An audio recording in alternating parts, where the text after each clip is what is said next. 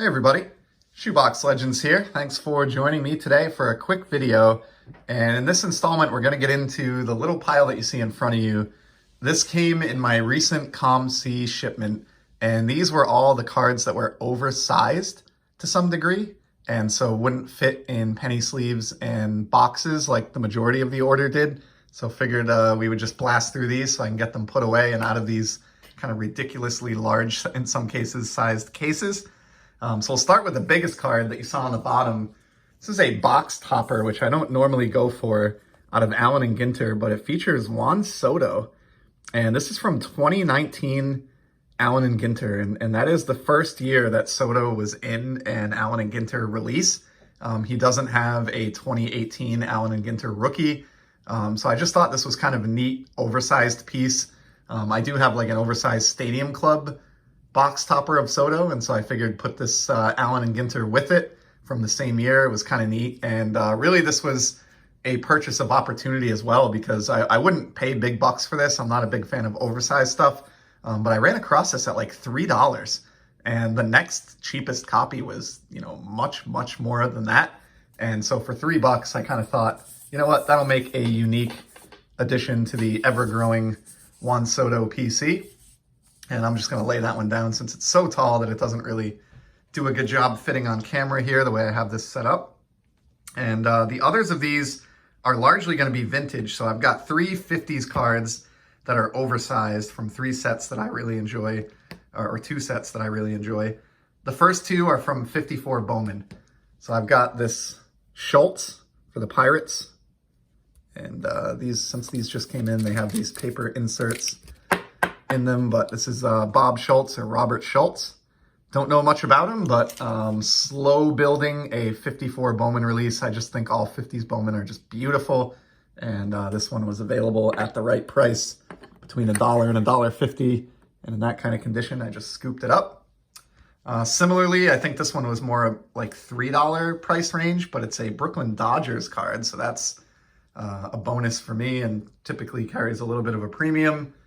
We have Junior Gilliam. Love this shot. Dodgers and Yankees from the 50s are particularly brutal, and so was really happy to find this one. It's kind of an awkward painting. There's not a whole lot going on in the background compared to a lot of these. But again, you know, being able to knock off a card towards this eventual set build from one of the two most popular teams at the time was pretty nice. Then the third 50s that's in like the vintage style larger top loader here is a 53 Bowman color. And this is a set that I haven't gotten into all that much, and it's not because I don't like it, it's just because I'm spread too thin with other sets from the 50s that I enjoy. But love the simplicity of these Bowman colors, and was able to get this Harry Simpson, which is in really good shape.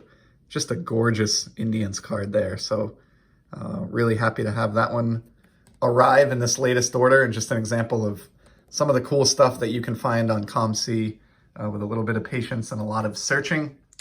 The rest of these, this is kind of comical. These I think are all from or mostly from my 55 top set build that I'm working on. There may be one Bowman mixed in here, but it looks like the folks at COMC kind of ran out of these regular vintage size top loaders maybe when they were kind of packaging up my order.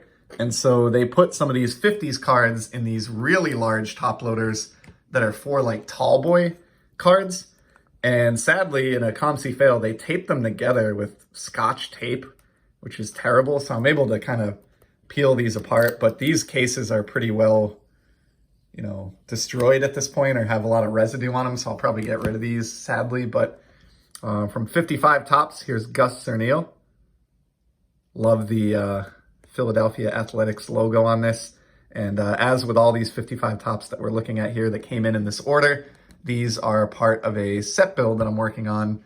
I think, more than halfway done with a 55 top set at this point, and do have some of the bigger cards in the release. Was able to land that Koufax rookie earlier this year, which was a huge step forward. So just plugging away at that. Here's a Roy Sievers.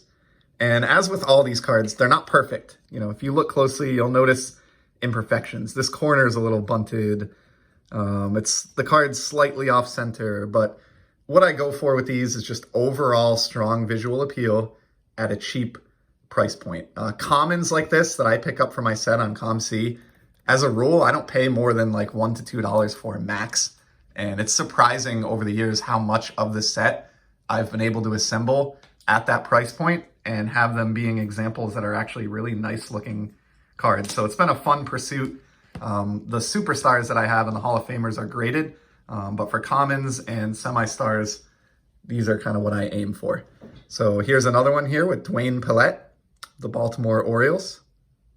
Again, don't really know much about Dwayne. He pitched long before I ever took my first breath, but just adore the set. And one more 55. And this is from the Chicago Cubs, Jim Davis. So pretty nice grouping there. We got 4 additions to the 55 top set build, some Bowman, and then I have one more stray Bowman that apparently they just, again, ran out of the normal size case. But this is Jack Dittmer of the Milwaukee Braves from the 54 Bowman release. So that's the little stack of oversized 50s cards and a Soto box topper that came in my latest COMC haul. Certainly appreciate you stopping by to check out this mostly vintage baseball installment with me. Have a lot of other goods that came in that COMC order that are standard size cards that we'll be getting to in COMC rummages and other videos in the future. But today I wanted to knock out that stack and get these put away. So there you have it. If you like 50s baseball, hopefully you saw something here that interested you. And I'll be back in the very near future with some more sports card content. Until then, take care.